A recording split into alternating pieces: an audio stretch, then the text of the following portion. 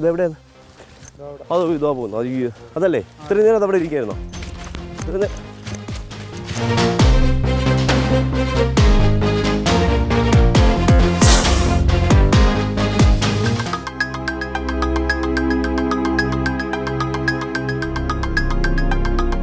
അപ്പോൾ ഇവിടെ അദ്ദേഹം ഇതിൽ കഴിഞ്ഞൊന്ന് വീണ്ടും ഇവിടെ കയറി. നമുക്ക് എന്തായാലും നോക്കാം. ഓ, ചുമ്മയല്ലേ അത് അകത്തോട്ട് പോകാതിരുന്നത്. ഇതിന് മാളം അകത്തേക്കില്ല.